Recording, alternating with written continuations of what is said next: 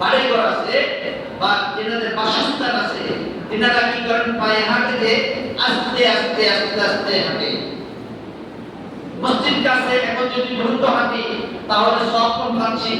এখন যদি আমি আস্তে আস্তে আস্তে আস্তে হেঁটে হেঁটে যাই, প্রত্যেকটা কদমে যেহেতু একটা একটা করে নেকি দেওয়া হবে, একটা একটা করে কি দেওয়া হবে, সব রাখা হবে, একটা একটা গুনাহ মাফ হবে। এই জন্য কদমগুলোকে ছোট ছোট করে করে এটারা অগ্রসর হবে।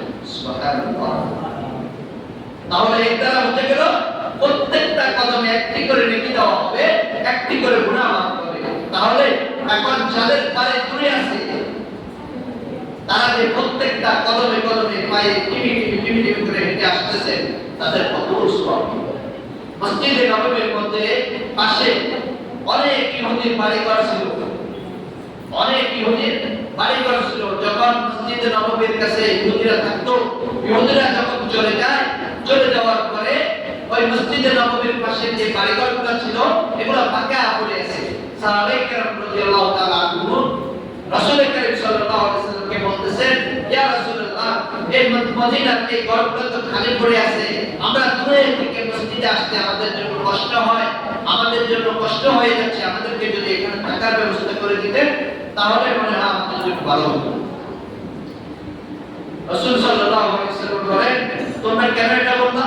বলতেছে, ইয়া রাসূলুল্লাহ, আমরা নামাজ পড়তে আমাদের জন্য সুবিধা হবে। ওই দূর থেকে হেঁটে আসতে আসতে দেখা যায় জামাত শেষ হয়ে গেল, দেখা যায় নামাজের জন্য আরো কষ্ট হয়ে যাচ্ছে, পায়ে কষ্ট হয়।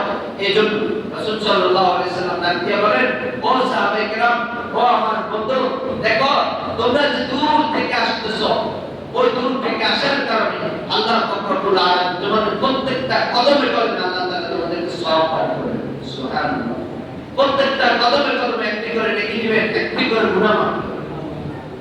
সাহাবায়ে কেরাম রাদিয়াল্লাহু তাআলা যখন এই কথাটা শুনলেন, রাসূল সাল্লাল্লাহু আলাইহি ওয়াসাল্লামের এই বাণী যখন শুনলেন, তখন রাসূল সাল্লাল্লাহু আলাইহি ওয়াসাল্লামকে ডাক দিয়ে বলেন, ইয়া রাসূলুল্লাহ, আমাদের আর দরকার নাই, মসজিদে নববীর পাশে আমাদের বাসা লাগবে না, আমরা যেখানে আছি এখানে ভালোই আছি। এবার চিন্তা করে দেখেন, আল্লাহ রাসূল সাল্লাল্লাহু আলাইহি ওয়াসাল্লাম কত বড় ফজিলতের কথা বলেছে, এরপরে আমরা নামাজ পড়ি না, এরপরে নামাজ পড়ি না।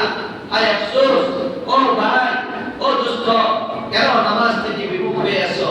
আল্লাহ তাআলার জিকির খাও, আল্লাহ তাআলার নাজ নিয়ামত ভক্ষণ করো, আল্লাহ তাআলাকে ডাকো না, পাঁচ ওয়াক্ত নামাজ মসজিদে আসবা, এটাতে তুমি কত ওজর দেখাও, কত ওজর দেখাও। আল্লাহ সাহাবায়ে কেরাম যখন ফজিলতের কথা শুনলেন, সাথে সাথে নিজের জায়গা থাকা সত্ত্বেও মসজিদে নববীর পাশে, তারপরেও তারা এদিকে না আসে, তারা কোথায়?